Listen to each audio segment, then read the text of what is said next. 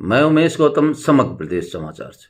आज बात करते हैं यातायात व्यवस्था की, सड़क दुर्घटनाओं की। आए दिन सतना में जिला कलेक्टर और समितियां मीटिंग करती हैं जो चाय नाश्ते तक सीमित रहती है।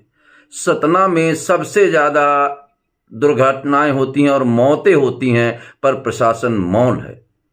आखिर ओवरलोड पे प्रशासन की ऐसा कौन सा दबाव है जिसके चलते प्रशासन ओवरलोड पर कार्रवाई करने के लिए डरता है? सतना में देखा जाए तो हर पॉइंट पे, एंट्री पॉइंट पे आप देखें तो कितने ट्रक ओवरलोड खड़े मिल जाएंगे, पर ना तो उसकी तरफ नजर यातायात पुलिस की है, ना तो उसकी तरफ नजर आरटीओ की है, ना तो उसकी तरफ नजर कलेक्टर की है। विगत दिनों आंकड़े निकाले गए थे तो इतने ज्यादा एक्सीडेंट ओवरलोड की वजह से हुए थे, जिसमें ज्यादातर एक्सीडेंट युवाओं के हुए थे। पर अगर ये देखा जाए कि कितने ट्रकों पर कार्रवाई हुई, कितने ओवरलोड पर कार्रवाई हुई, तो आपको पता चलेगा कि सतना में ओवरलोड पर कार्रवाई शून्य के बराबर हुई। आखिर क्यों? आखिर किसका दबाव है? कलेक्टर कई बार मीटिंग करते हैं, एसपी के साथ मीटिंग करते हैं, आरटीओ के साथ मीटिंग करते हैं, मीटिंगों का दौर चलता है, चाय और नाश्ते होते हैं, खर्चे का बजट बनता है, पर कहानी वहीं का वहीं, ओवरलोड पे कार्रवाई नहीं होती। आखिर क्या वजह है कि सतना की प्रशासनिक व्यवस्था ओवरलोड के सामने कमजोर और शिथिल नजर आती है? वहीं आरटीओ सतना विगत कई वर्षों से जमे हुए हैं। उनकी कार्यशैली को लेकर हमेशा सवाल उठते रहे। यहां तक देखा जाए कि उनके यहां जो ड्राइविंग लाइसेंस बनते हैं, उन लाइसेंसों में ड्राइविंग सिखाता कौन सी कंपनी का है, ये आप पता करेंगे तो पता चलेगा। वहां एक सिस्टम के आधार पर काम होता है, ना कि नियम और कानून के आधार पर काम होता है। लोगों के जवान पे है कि जितना भ्रष्टाचार सतना आरटीओ में है, शायद कहीं भी होगा।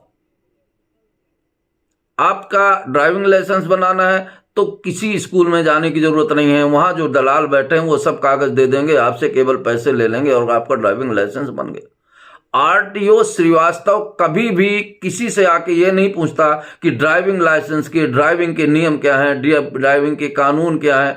इस तरह से वहां सारा खेल चलता है। और ओवरलोड पे तो ये कभी कोई कार्रवाई नहीं करते। लोगों का कहना है कि एक मुश्त रकम ऊपर से आती है जिसका बंदरवाट होता है, इसलिए सतना में चाहे ये इतने एक्सीडेंट हों, चाहे जितने लोगों की जान जाए, पर प्रबंधन ओवरलोड पे कार्रवाई नहीं करता। सीमेंट फैक्ट्रियों को देखा जाए तो सारे ट्रकों में, ज्यादातर ट्रकों में ओवरलोड माल भरा जाता है।